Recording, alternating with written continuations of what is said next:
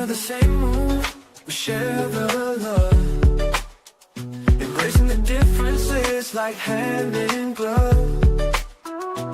Spreading peace and joy, it's a beautiful sight. Together we shine in each other's light. And now do we stand in love's pure might, watching the world share in love and light. Hearts beating as one in our peaceful flight. Colors of harmony painting the night. United we stand in love's pure might.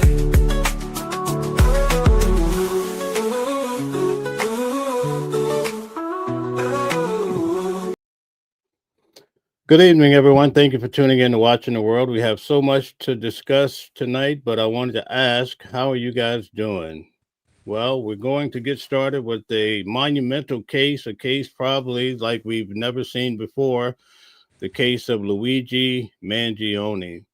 Now, when it comes to healthcare, a lot of people are quite concerned about, especially with cancer being so prevalent, diabetes. People feel like they have that John Q effect where they're not getting their needs met. And so we see a case that's in the media with Luigi, where allegedly he took the life of the CEO of United Healthcare. So what do you think? Well, we have with us tonight, we have Candace Kelley, who is a law professor. We're going to bring her on as we prepare for the big hearing that starts tomorrow, Monday morning. Candace, come on in. Hey Mel, how are you doing? Like you said, this is an historic case. It's really been unmatched. 6,000 letters this young man has been receiving behind bars. So this is certainly one for the books. Yes, indeed. So what should we expect tomorrow from this hearing? Well, tomorrow is a pretrial hearing. It acts as a suppression hearing to suppress evidence. It also acts as a hearing to kind of schedule the next upcoming court dates and figure out some of the logistics that are going on the case. But mainly you are going to hear from both sides, and they're going to be arguing about evidence in the case, about things that they believe should and should not be heard during the case. And that is what tomorrow is about.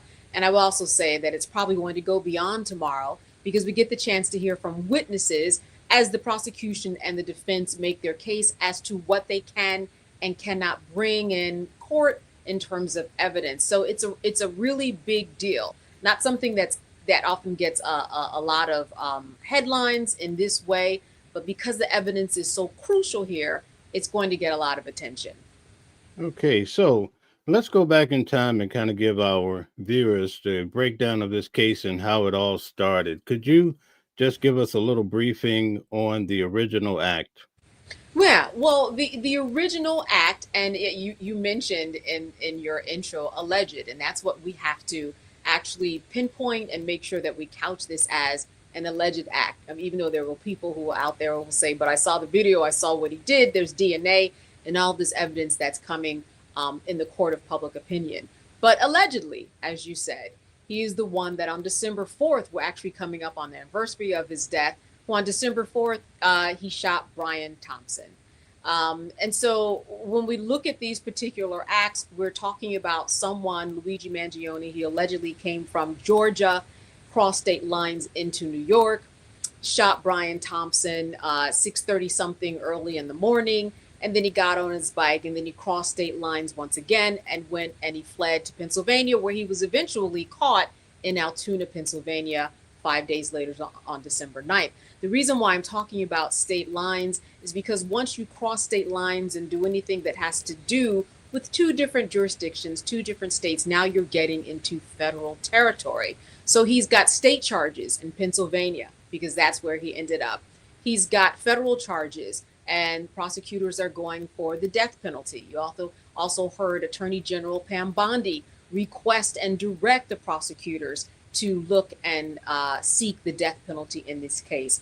But what we're dealing with tomorrow are the New York state charges. And so they were talking about second-degree murder and other charges, but he faces up to life in prison. Now, as we know, the fallout from this has been this guy who's been the hero and the anti-hero. You've got people who are in front of the courthouse who have big signs, 6,000 letters. He's got over $1 million in a fund for himself. We're going to talk about this later, but there have been messages that have been snuck in through his socks that people, young women, I believe, want him to find. But you've got men and women who think that because of what he did, he represents Joe Public, he represents John Q, as you put it, someone who says, I don't like what the healthcare system is doing. And so he took it into his own hands, and he has a lot of co-signers in terms of what he did.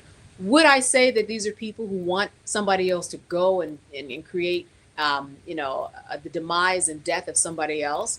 Not necessarily, but they like what Luigi Mangione represents in all of this. He is this guy who represents the person who's against this healthcare system, who always denies, who always deflects, who always says no when it comes to an MRI scan, for example. So all of this is mounting up to why we have such a strong court of public opinion in this case, and that's why tomorrow is going to be especially important. Okay. Do you think that the video, which occurred early that morning, do you think that it makes it a cut and dry case? It doesn't make it a cut and dry case. Of course, that all hinges upon tomorrow and what's going to come up in the next couple of days. We need to see whether or not the evidence that was found on him in Altoona, Pennsylvania, will actually cut it and make it through to be presented in court. Now, you can have the attorneys argue, you have to make sure 100% beyond a reasonable doubt that this, in fact, was the young man who carried out these acts. And they will, perhaps argue otherwise, that maybe this was not Luigi Mangione, that you can't connect the dots, right? You have to connect the dots from A to B all the way to Z in Altoona at that McDonald's to say he's the person who started here and who ended up at that McDonald's. But if you leave out some of that evidence, that's where it gets kind of murky. And this is what we're going to be hearing about this week. Okay, so tomorrow morning I'll be in court. Should I expect to see his family and perhaps the individual that lost his life, his family as well? That is a really good question. Of course, we know that when you're a prosecutor or when you're the defense, it's always good to have the family present to show support. We saw that in the Sean Combs case. We often talk about that because we were there for that trial. But if a juror sees that a family is out in the audience supporting the defendant, then that's a good thing. It's a good thing when it comes to sentencing. It's a good thing when it comes to looking at this person to see whether or not they are a human being enough where they would have a family member come and support them.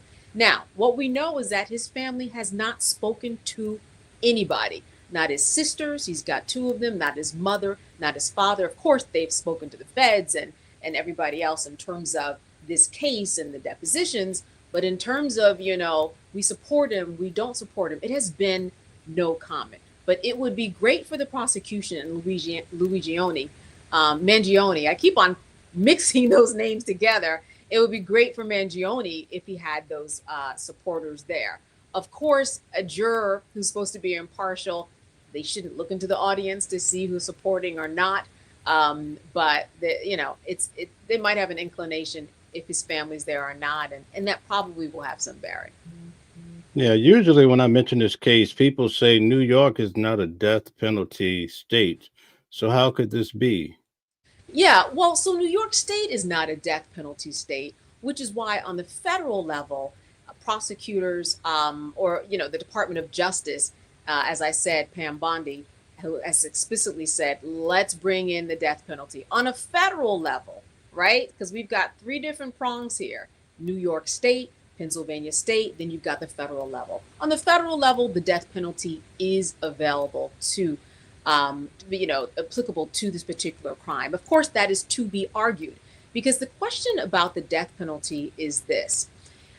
We know that this was perhaps allegedly presented as a premeditated murder, and that's what's required in this particular type of death penalty case. It also has to be a particularly violent act that puts a lot of people at risk. Now, Mel, if you remember some weeks ago, the judge determined that the terrorism charge was dropped because there was not an expansive amount of civilians who were put at risk. So the defense is going to say, listen, those terrorism charges were dropped. And if you're talking about the death penalty, if those charges were dropped and he didn't put many people at risk, you can't say he put people at risk and qualify for the death penalty in this case. So that's actually going to be argued, and it's going to be quite a point of contention. Does this qualify as a death penalty case? That is going to be on the table for discussion tomorrow and this week also. In the case of Sean Diddy Combs, we saw how the media had a big influence on ultimately, I believe, how the trial went. Do you think there'll be some sort of media ground game for this trial? Yeah, this is another thing that the defense of Mangione has talked about consistently. They've talked about the pretrial publicity. They talked about an HBO documentary where there are different people who are involved in the case who actually spoke. They talked about the fact that this is someone who's getting so much publicity that it's actually, they also talk about Attorney General Pam Bondi. They're talking about all these people who have been involved along the way that is tainting the jury pool. That is what his attorneys are saying. Luigi Mangione's attorneys are saying he can't have a fair trial. And the fact that he's getting all of this type of coverage, that it's all leading and pushing one to think that this should be a death penalty trial because it's so hot and heavy in the news. Now, everybody deserves a fair trial. You know, the Sixth Amendment, which guarantees a fair trial and guarantees a speedy trial, and you have the right to face your accusers. All of that is the Sixth Amendment. But when we look at this, it's very, very difficult to balance whether or not that can actually happen. Of course, we have things in process. You remember the voir dire process, the jury selection process, Mel? Well, that is part of making sure that a defendant gets a fair trial. They have questionnaires. There might be a gag order on this case. There might be, who knows, what they call a continuance on this case. Can his attorneys make the argument that we need a little break in time for this to settle down, and then we'll come back? That's a continuance. I don't think this is one of these cases that's going to settle down, but you know, in terms of the specific answer to your question, certainly you have the media that's going to be involved, and because there are no cameras in the courtroom, they're going to be the ones where we are going to get the stories from people like you and me and other media that are out there. And that's all that the public can count on for now. We're going to get the sketches. I remember some of the sketches from the Sean Combs trial. Some of them were good. Some of them were a little bit, you know, a little side eye, but that is what we will get to represent what is going to happen in this trial. People who are out there, they're counting on people like us. Being that he has the attorney, same attorney, main attorney, basically, at least his wife from Sean Diddy Combs' case, does that give you some confidence about the coverage of his trial from a legal standpoint? You know, I think that the coverage of any trial these days, especially when you're mixing legacy media with some non-traditional media that is actually becoming traditional media, in terms of the vloggers, in terms of, you know, the influencers, what you're going to have is you're going to have some misinformation. What you're going to have is you're going to have some lies. I mean, people are clicking for, you know, they're clicking to pay for their eggs and their rent. And this isn't a put down, but this is just an explanation of where we are in terms of the media landscape. It is very uncertain, and there's really not a lot of policing to determine what people say is right or wrong. If you and I make up something right now, no one really is going to come after that, after us. That's unfortunate. I mean, some people would say, well, it is fortunate because I could say whatever I want to say and it could be, you know, sensational and I will get those clicks. But we do have a very strong responsibility to tell the truth, but we know that sometimes that information looks a little different. Have you ever been, right, you know, in any federal trials that you've covered and then come out, Mel, and then read the headlines and say, that's not even what happened, right? Big time. Yeah, many, many times. And so I find that happens more often than not. And sometimes not. Sometimes it's a matter of interpretation. You know, a witness that I might see as combative, you may not. And so sometimes we just have to understand what we are getting is through that person's eyes who are looking at it. Okay. When I covered Donald Trump's trial in New York, where he got the 34 felonies, I felt like Yeah. I saw A grade media. But then when I covered Sean Diddy Combs' trial, I felt I saw B to C grade media. Is that a thing? Well, I don't know if it's A, B. Okay, so if you look at the people who get a lot of airtime, if you look at the people who get, if you probably put their salaries, together, you might see that there are people higher inside of the newsroom scale, if you will, that might be at a Donald Trump. And then you might see a different type of person that we saw, particularly at the Sean Combs trial. What I saw at the Sean Combs trial, and what I recognized, and I actually saw a post about this. Someone posted all of the black women that were covering the Sean Combs trial, and I noticed that too. And there was a slide of about 20 people. I was in there too. They were like, "Okay, here are all the." I don't know. I can't remember what the caption was. I think it was just giving us all a shout out. But I said, "Oh, that's very interesting. That's very interesting." I don't know if that was by choice. I don't know if they thought, hey, we put an African American woman or a woman of color in there, they'll have a more likelihood of doing X, Y, Z. I have no idea. But there was a difference in terms of the types of people that covered the Trump trial and the types of people that covered the Sean Combs trial. That is just the truth. We saw it with our own eyes. Would I say that they're lesser? Absolutely not. Right? But there was Okay, it looks like we lost her for the moment. I'm not sure what happened there, but we're going to entertain a few questions that you guys may have until she's able to come back on the platform. All right, so we have Stella in the building. Shout out to you. Stella says, welcome in and thank you guys for joining. Please be respectful. Hit the like, share, and subscribe button. Okay, great. Thank you. We also have Mark in the building as well. Nice to have you here, Mark. Hope everything's going well for you. And we have openings back. Nice to see you back. Mainstream media legacy is very biased these days. Okay, so guys, basically tomorrow I'm going to give you a little rundown of how this is going to go. Tomorrow morning I'll be going to the trial. I'll start my journey at 3 o'clock in the morning. Would you believe that? Yes. And so I'll have to stand in line to get into the courtroom because this particular courthouse that um, Luigi Mangione's case is being held at, they operate different from what you saw when I covered Sean Diddy Combs' case. But this court case is going to be held at 1 Center Street instead of at 500 Pearl. Now, when I covered Donald Trump's case, which this is the same courthouse, they typically separate right from the beginning the media versus just the regular civilians that want to come in and watch the trial. You have the main courtroom, but then also you have the overflow courtroom. So I'll be in line tomorrow. I'm not even seeking really to get into the main courtroom for this particular case. I was more interested in Sean Diddy Combs' case because of all the number one, you had so many different victims in that case. You had Cassie, you had Mia, you had Jane Doe. So it was a lot of hysteria associated with the case. Now, for this particular case, it seemed like it's going to be pretty much cut and dry, right? You saw where it started. This guy, Mangione, stood on the streets of New York and he pulled out his gun. Allegedly, it's him, right? We don't know. He was covered. Okay, so we have you back. He was covered, and the shot was fired, and the man went down. So we don't know what's going to happen. So we have you back. So I'll let you. Do you remember where you left off at?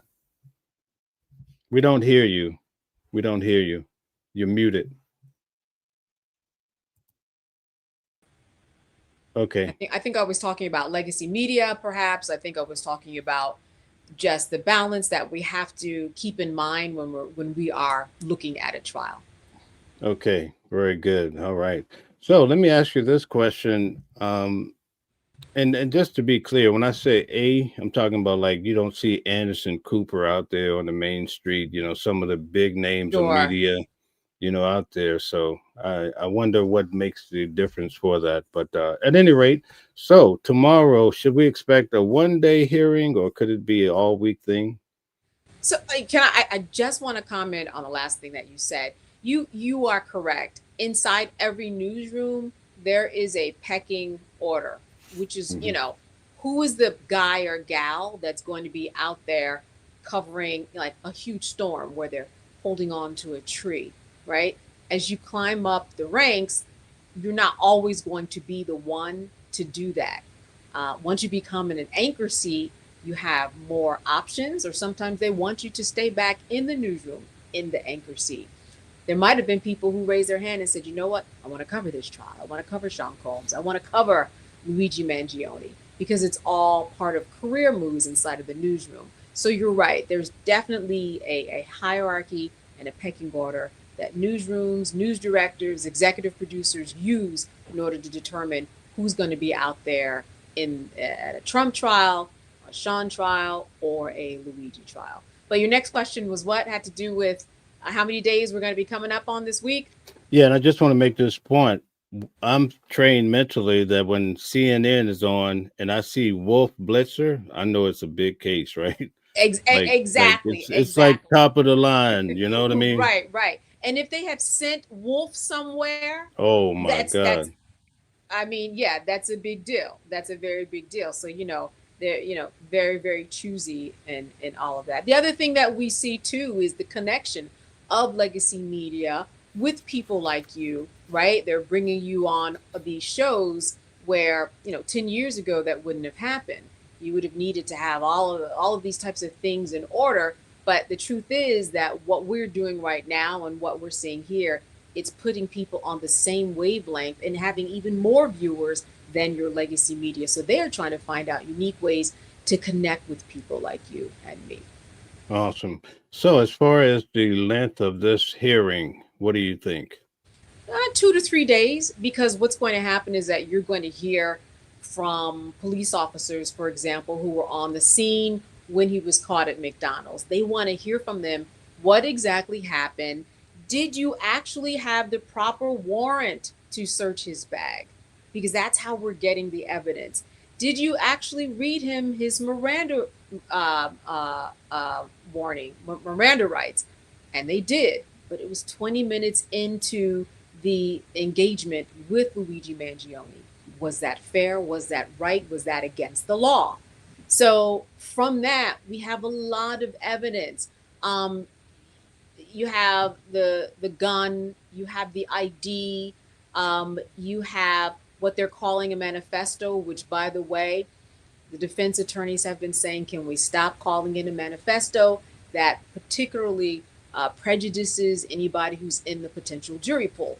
So these are all the types of things that we're going to hear them discuss and argue about and bring up their points about.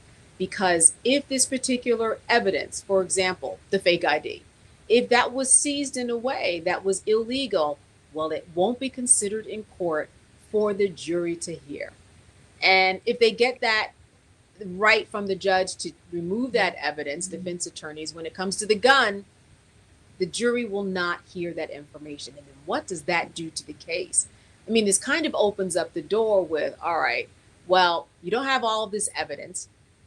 Is a plea bargain on the table? A plea bargain is always on the table, but is this the case for it? It really kind of hinges on what happens over the next couple of days. And the reason why we're going to hear for such a long period of time, where, it's not going to be 4 or 5 hours, is because there were so many police officers at the scene and so many people involved so far. So we got to hear from all of them to make a final decision as to what's going to be considered in court for evidence. Now, in the case of Sean Diddy Combs, they had approved for him to have 5 outfits, I believe, khaki pants, and you saw him rotating, perhaps even a white shirt or what have you. In this particular case, will he show up in, jail garb, or do you think they'll have the same format? Yeah, so a couple of things, and I'm looking at my notes here because I want to make sure that I get this specifically. In terms of what he can actually wear, he's allowed to wear, for example, an option of 2 suits, a few shirts, shoes without the shoelaces. He's also allowed to have his laptop. His attorneys had to fight for that. so that he could have access to all the information and all the evidence that's presented at trial. Of course, they want to make sure that that laptop is something that he only just is able to get the evidence of, no access to the internet. They want to make sure that this is a laptop that just has the evidence, and there is so much evidence. So yes, he's going to be showing up in civilian clothes. Remember, we want to guarantee that this person, the defendant, gets a fair trial. If you have them in chains, if you have them in an orange suit, well, then that makes them seem more guilty than not. His attorneys argued successfully. Please don't let this guy, appear in court in an orange jumpsuit, because that kind of leans into this idea that he is guilty already. Okay. Now, in this particular case, also, when he was caught, I believe, out in Pennsylvania, can that stem into a trial too, or not really? Yeah, that is definitely connected to a trial. When we go there, in Pennsylvania, he's got charges of carrying a firearm without a license, forgery, tampering with records for identification. Remember, you showed that fake ID, and then possessing instruments of a crime. He has still yet to make proper appearances to move the needle on that Pennsylvania front. Now we're just dealing with the New York stage, but that Pennsylvania is coming forth. At one point, he refused to make, a Zoom or a digital appearance in front of that court.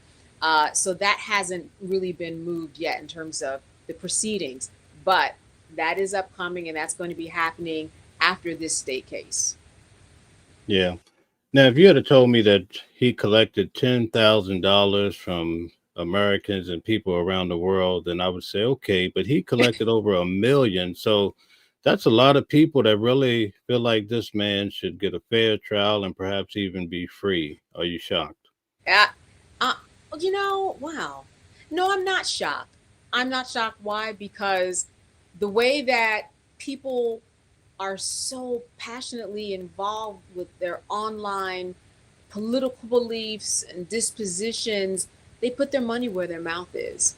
Now, they know that in dealing with the legal system, it's very expensive to have someone represent you, especially this husband and wife team of the Agnifilos. That being said, he also comes from a wealthy family. We'll say this, though. When you have a case that's this involved, you are looking at a lot of money, even for a wealthy family. But be that as it may, there were people who believed strongly enough in their heart that they would give $5, $10, what have you, send, as I said, 6,000 letters to support this man. We talked before about what he was able to wear. At one point, there were 2 heart-shaped notes with messages that were secretly put in Luigi Mangione's socks before they could get to him. Now, before these messages got to him, the authorities intercepted it, but one of them was addressed to Luigi, and it said, we support you and, hope you get out. And the other one was addressed to somebody named Joan. But I say all that to say that there are people out there who are really invested in this, enough where, however those socks got those 2 notes to reach Luigi Mangione, someone took the chance and had it smuggled in, because they're on the outside hoping they can connect with them. So this is a big case that's moved by a lot of passion and moved by a lot of money, as we see from the fund and the monies that he has, which he has been very grateful for. He has spoken about it, and he has thanked the public for that. Okay. As I had mentioned previously, when I attended a hearing, I saw the young girls and guys around 15, 16 camping out all night just to get a sight of him. Is that a sign that the young generation is changing their stance on how things are viewed as far as crime in America and throughout the world? Yeah, I know that growing up, I was not as in tune with the world of politics or what was going on in the crime arena. But we know that crime just in general gets a lot of viewers, whether it's podcasting, whether it's television, whether it's television shows. I mean, how long has Law and Order been on, and how many iterations? So when we look at that, we know that people have been trained to understand various elements of crime, and we really tune into things where people are doing things that might be deranged or off kilter or off beat or just plain sick. That's something that attracts a lot of viewers, right? The same people that are watching horror movies and like that, they're interested in, serial killers and people who kill their parents, right? And these are the leads that bleed, that often lead the headlines across the country. So they are a younger generation that's been trained on violence, whether it's in video games, on television and movies, and they're really quite immune. There's also a sense that they are more in tune with what's going on online, and that you can get online and you connect with a bunch of sleuths that are like you, that want to figure out a crime, or they listen to a podcast, or you can get an audiobook or read a book that has to do with horror. And we believe in horror and pictures and movies because it attracts the headlines. So I think that this is just a generation that is immune to this whole idea of they're not as afraid, right? So that someone who at the time was 26, who kills a man in broad daylight early in the morning, they can take his side. They're just not as moved, and they're more immune to it, because crime and violence is such a part of everyday life. We're introduced, if you watch TV, you're introduced to different acts of violence dozens of times in any given day. If you really count it, as if you flip through, HBO and Showtime, lots of crime out there, and it's just a different generation. They're also a generation of independent thinkers. I mean, who would think that you'd have so many 16 and 14-year-olds and 15-year-olds not go to school? Because you'll see them tomorrow. They're not in school. They're going to be there, whether their parents have blessed them or not, they're going to be there. They're also very focused and very intentional in what they want done. Okay, opening says he raised 1.4 million, and it's going to be helpful with his cases because they're going to go on for years. Yeah. And he will listen. We're going to see some wrongful death actions. We're going to see other cases that are filed from various people who are involved. We don't know who they are, but for right now, even the state case, it's been a year, right? We're coming up on a year anniversary, and then we have to then go into Pennsylvania, and then we have to go into federal. So you were talking about years that these attorneys are going to be working pretty much around the clock. It's going to drain even a family like his that owns a couple of golf courses and a senior living facility, and has investments, I think, at a local radio station. It's going to hurt a family like that. It also hurts a family in terms of their reputation, how they're seen in the community. Will they be able to carry out business as they always have been over these past years? Are they going to be received in the community the exact same way and held to those high standards that his family has a history of rising to? Probably not. So this isn't just kind of the currency that we know of in terms of green money, but it's the social currency too that's lost, and the way that their future looks for the family. There might be a chance that the family might have to put their house up. All right. Go through their saving, go through everything in order to help their son and brother. At this point, the 1.4, it is a lot of money in terms of people that have donated. But when it comes to attorneys' fees, because it's not just those two attorneys, right? It's not just the husband and wife team. They've got 3 or 4 folks who are under them, who are each getting paid, probably, I don't know, at least $500 an hour in order to carry out this case. Wow. So for those of you that have just tuned in, we're covering the Luigi Mangione case. The hearing tomorrow starts, I believe, around 9 o'clock in the morning. I'll be at the courthouse covering the case, bringing back the latest news in regards to this matter. Candace will also be covering the case as well. Candace, can you tell everyone who you are and how they can find you? Yeah, as you said at the beginning of this show, I teach the law at Rowan University. I teach media law specifically, as well as other television classes. And I'm a legal commentator, and I really like to break down the law to make sure that people understand it. So I like talking in plain talk so that folks know what the court system is doing. And if you can't be in the court, well, then we want you to join us while we go to court and report back to let you know what's happening. You can follow me at Candace Kelley TV.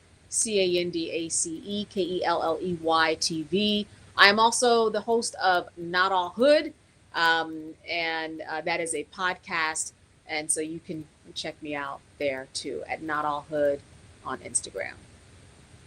Beautiful. Opening says that basically Luigi did not raise as much as Daniel Penny and Rittenhouse did in such a shorter time.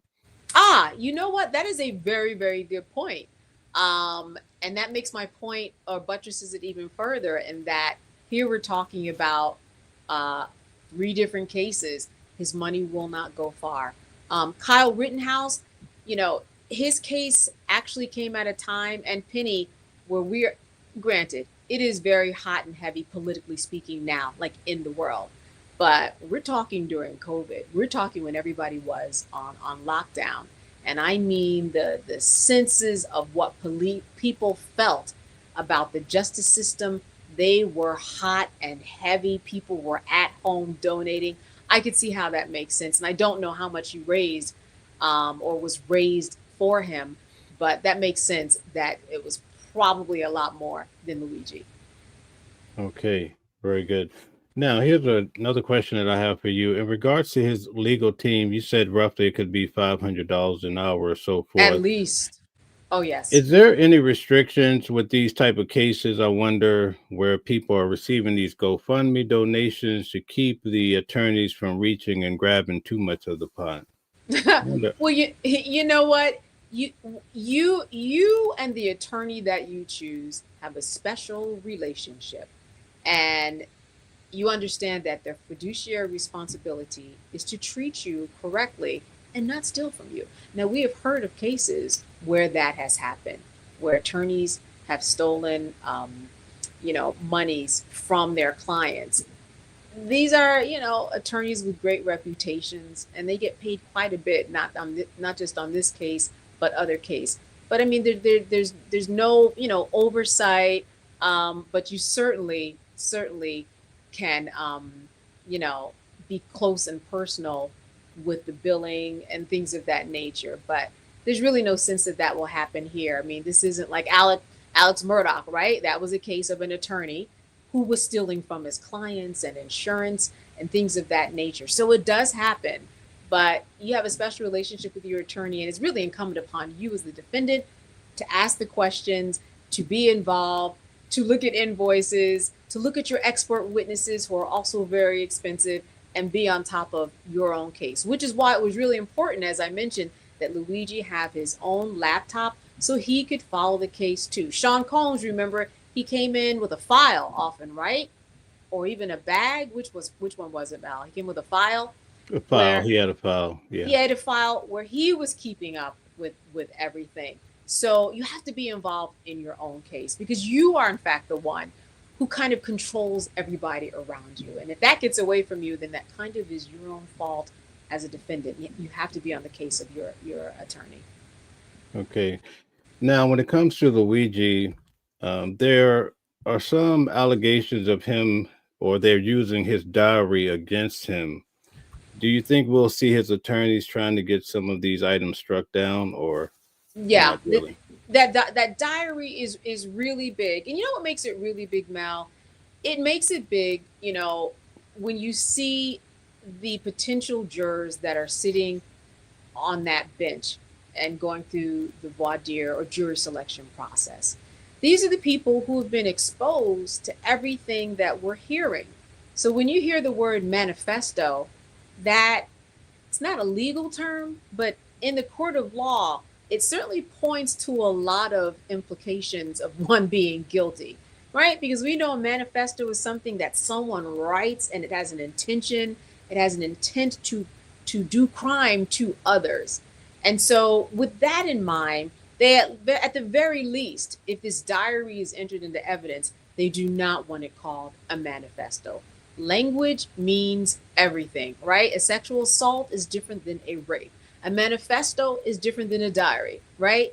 Young men and women, and even adults, they write, in their diary. They do not write manifestos. So that's going to be very, very different. And again, that is what this upcoming week is about. Will that diary be entered? I assure you they will not be able to call it a manifesto. That just has too many implications, and it's just too heavy for jurors in terms of implying guilt. It's not going to be called a manifesto, but it more than likely will be entered into evidence, I would say. Being that he, in essence, attacked corporate America with the man that he allegedly shot, do you think we're going to see a lot of corporate people showing up, a different type of audience? Yeah, this one is for the books when we talk about not just a niche audience. We're talking about anybody that's ever gotten insurance or anybody that's never had it, right? So that's everybody. You're going to fall into one of those categories. Either you have insurance or you don't. And if you don't have it, there's probably a very good reason. For many people, it's because they just don't have the money. So they want to see how this particular court is going to, or this case is actually going to play out. Will it have any bearings on the justice system? You never know, because it already has brought a voice that we haven't heard before in the forefront about insurance. Even though we know that when it comes to insurance, premiums are often high, Cobra is ridiculously high, and a lot of people can't afford insurance. And we had the government shutdown because of insurance and the Affordable Care Act and the fact that Republicans and Democrats could not get on the same page. So this is a hot and heavy topic, even without Luigi Mangione. He just really kind of highlights and magnifies all of the issues. So we're going to see everybody in this audience. It's not going to be like Sean Combs. And Sean Combs, we saw a particular type of group of a particular demographic. I think that this is going to be one that's much more diverse in age, much more diverse in race, and much more diverse in politics, and especially the demographic of age, because we're going to see young people, as we know, invested in this for many, many reasons. And I think young people know more about insurance than I did when they were at their age, because again, it's in our dialogue and it's something that they're very familiar with, or they're dealing with it at home because mom and dad don't have insurance, or they do. But it's certainly a topic that they're discussing. Okay. Opening says the community around the Mangione family seems to be quiet and protective. When they do speak, it's always favorably. What are your thoughts? Well, that just shows a very close knit group of people. I think he was, let's see, born and raised in Towson, Maryland. Right. This is a guy who had no prior criminal record. I mean, there was one little thing that he pled guilty to, like some misdemeanor crime. But this is also a guy who ended up as a part of a 5-day manhunt. And I think that as a community, this is what often happens, especially when you have a family that has tentacles throughout the community, where they've donated funds, where they've helped, where they have, everybody's going to their golf ranges and everybody understands that they are a fabric of the community. There is a sense of protection. There's a sense of, we don't want this community to be known as the place where a murderer was born and raised. They want it to be better than that, cleaner than that. They've got properties to worry about. They've got their town's reputation to worry about. They want to make sure that they are known for something other than that. They also have an allegiance to the family. If you have one person, the guy at the local diner or the guy who, owns the local hotel, speak out, what is everybody going to think about that guy? Because if it happens that their son or daughter did something, they wouldn't want somebody to speak about it. I will say that it is very unusual that it is so close and tight. All I've heard is that, this is very surprising. He was valedictorian. He has 2 degrees from Ivy League schools, but they also seem like they want to protect their community, which includes their family, who as we've discussed, have seemed very highly regarded, and probably still are, even up until this point. Okay. Opening says, I do wonder if that will change or how it will impact his politician cousin. Yeah, his cousin, Nino, his cousin, he has been in front of the state legislature fighting for the death penalty. That's the irony of this, saying that people who do the crime and kill someone should also, be kind of paid back with the same crime. So with that in mind, he's someone who's also been very, very quiet. I'm not sure what he will say about the death penalty, but I'm sure it will be a lot more measured in that his cousin will probably, perhaps, will go through and one of the consequences that he faced will potentially be the death penalty. But that's another reason to also kind of keep quiet. Do you want to hear the cousin talk about the death penalty? That's going to sway the jury. You know, I'm the aunt, right? Luigi's mother. I'm telling my nephew, please don't say anything about the death penalty. We can't have you saying out there, yeah, my cousin should, because the implication is, yeah, give my cousin the death penalty. Please don't talk about that. That's what I would be saying as his aunt. And I think that that is probably what is being said. That wouldn't make sense for him to speak in that way because it goes against the grain of what the family wants for their son and their cousin. Do you think this case has corporate America on edge because of the attack? I think it still has corporate America on edge. Absolutely. It has corporate America on edge because they know, listen, we're coming up on the anniversary. That's a scary time. I mean, of course, every day and month in between was a scary time, but the anniversary, things that mark this type of violence, it gets people riled up, right? You know, pictures have been taken down off of various websites. Names have been taken down in terms of who the CEO, so there won't be a target. And if I were them, I would be scared too. This is a world where, again, we shut down the government because of insurance.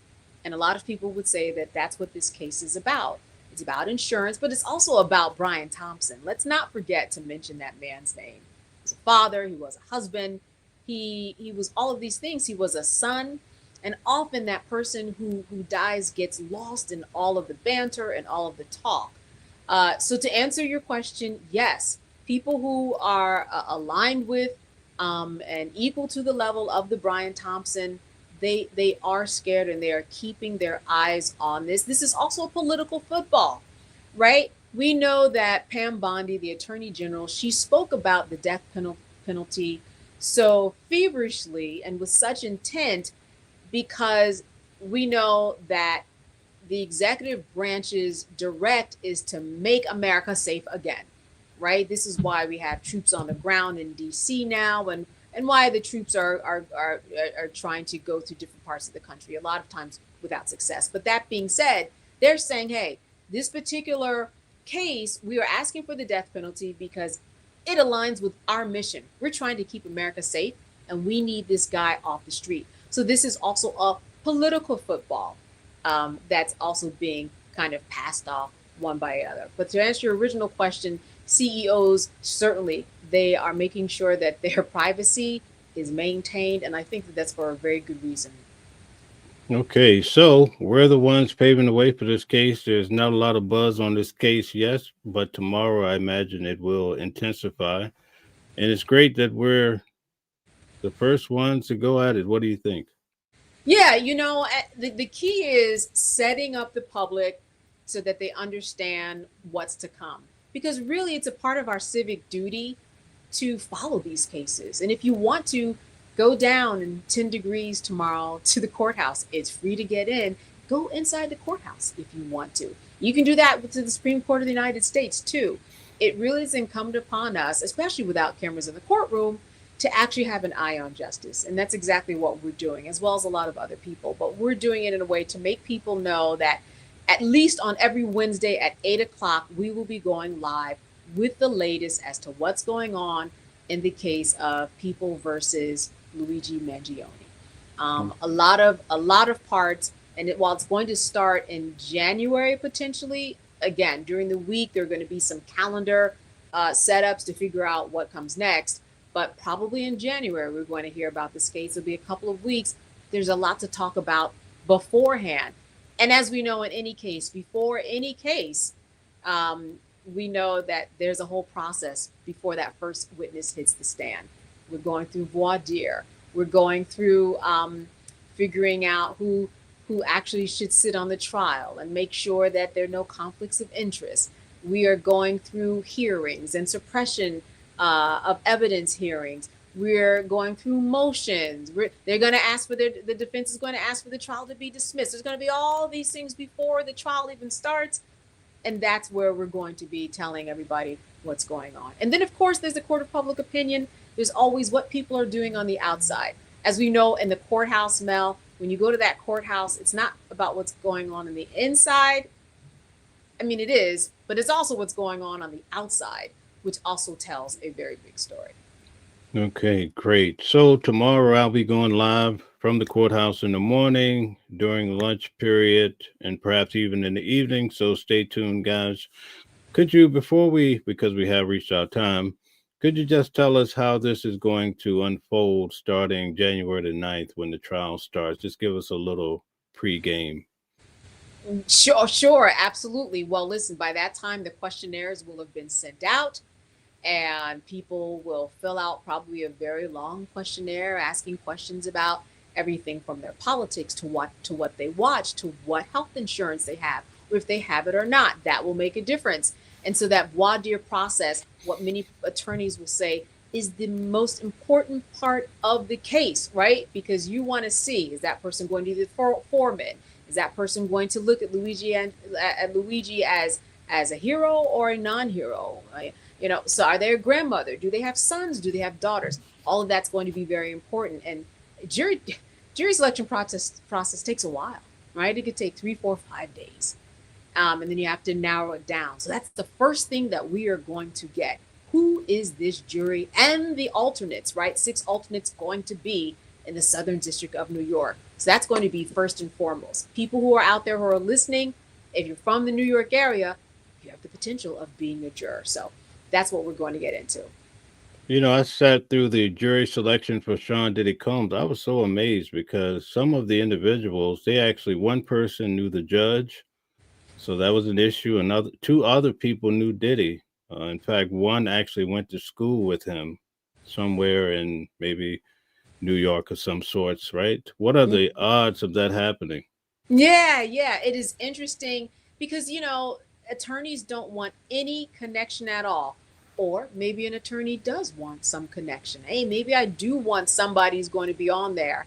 But so each side, you know, if you have a specific reason that you can state that you want this person off the jury, like you said, a conflict of interest, then you have an unlimited number of what they call challenges for cause, right? It's because of this reason I want this person off the jury. But then you have something that's called peremptory strikes, which you don't have to give a reason. I believe in New York, I think it's 3 peremptory strikes for each side, or 6. And what you're saying is, I'm not going to give any reason. And you have a limited number of peremptory strikes where you don't have to give a reason. But if the judge looks and sees that there's a pattern, and let's say that all Latino men are moved from the jury, then there's going to be what's called a Batson challenge. And you can challenge and say, I know that they're allowed to remove people without a cause, but it seems like all the people that they are removing, they look are a certain way, like it's a particular demographic, at which point then the other side has to justify. So all of that comes into play. Because like you said, if these challenges for cause are up there, they're off, right? They're off for one reason or another. Yeah, I know with Diddy's case, one thing I found to be peculiar is that a lot of the individuals says, I saw the video of Cassie, he's guilty. Yeah.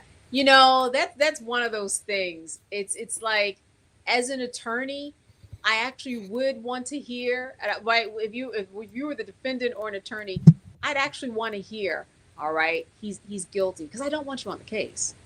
You can't, it doesn't mean you need what's called an impartial juror by law. That means I've seen the evidence, but I can actually kind of tune it all out and come in here and listen to this particular evidence that's in court. I haven't made up my decision. I can be impartial. I can be fair. I saw the video. I don't like his music. You know, I don't like the way he looks, but I can be impartial. And that is kind of between the attorney and the potential juror, for him to determine, or her to determine, whether or not this juror is really telling the truth. Because listen, Mel, remember that one juror in the Sean Combs case who got kicked off the trial? I think he was the only one who got kicked off the jury. Right. Yeah. And there was a question of, well, why is he kind of fudging where he lives? Does he want to be on this case for one reason or the other? You also don't want that person either. Like, why would somebody want to give up 6 weeks of their life if they live in New Jersey? And why are they lying about it? So all of that comes into play when you're talking about, should this person be on the case? And if you do think that Sean Combs is guilty, or if you do think Luigi Mangione is guilty off the bat or innocent, don't want you on that trial. Got to start with a clean slate. Okay, I was shocked because I thought that Sean Diddy's some of the jury members would have been in the media. I only saw one person. Yeah, I saw, and wasn't that person an alternate juror? Yeah. Yeah, I didn't.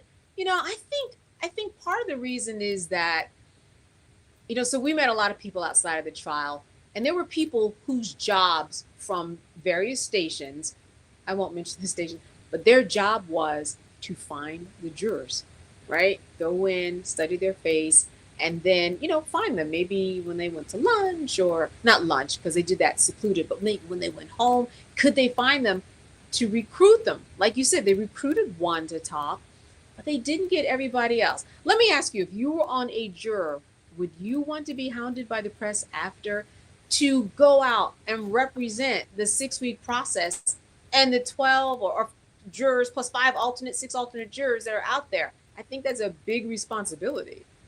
Right. No, I wouldn't want that burden at all.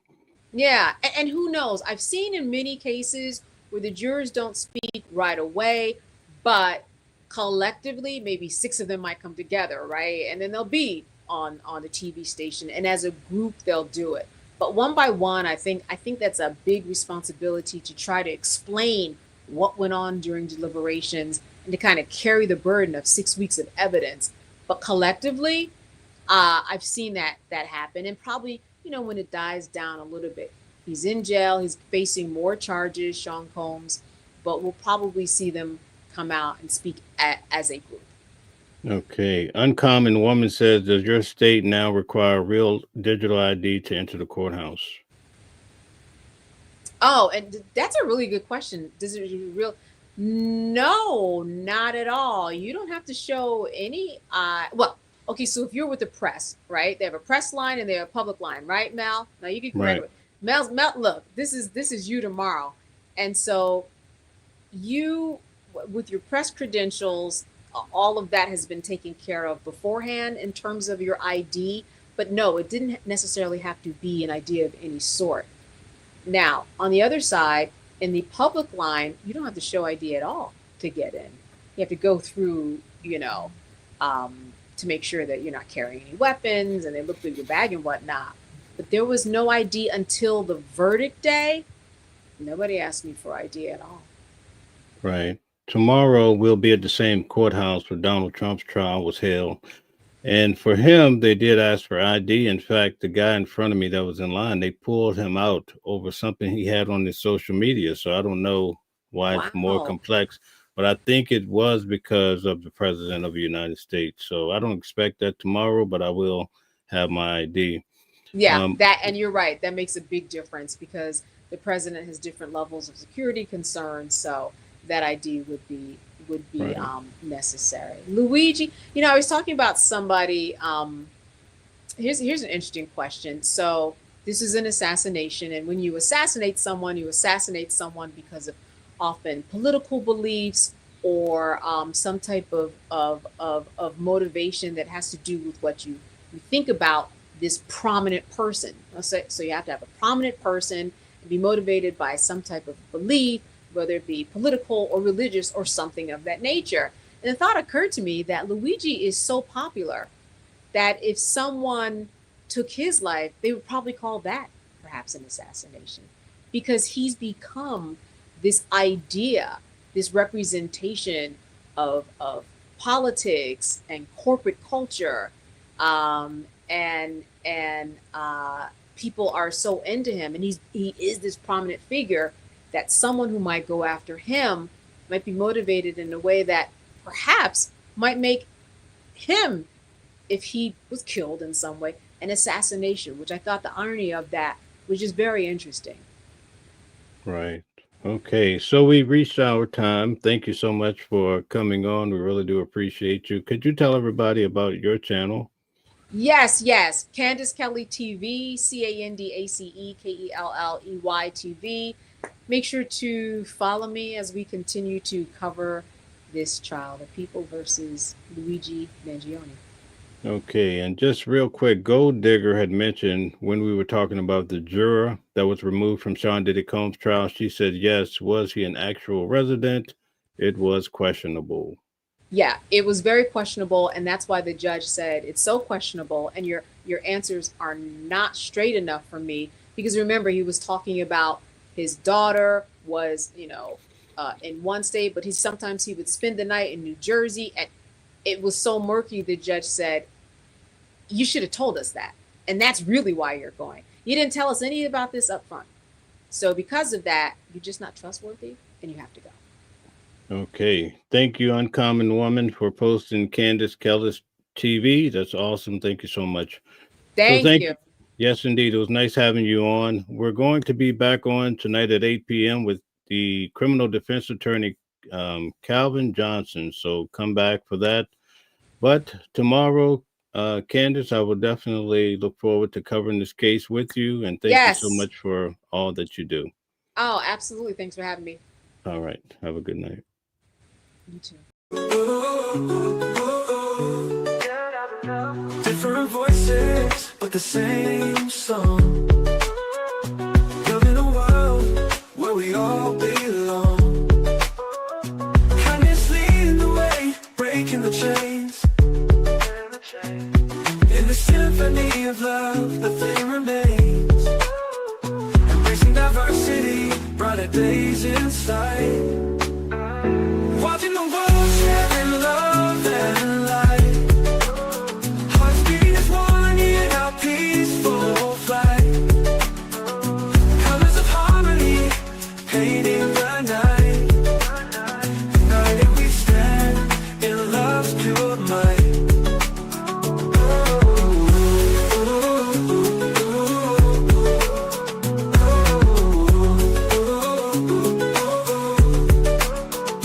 Watching the world sharing love and light. Hearts beating as one in our peaceful flight. The colors of harmony, painting the night. United we stand in love's pure might.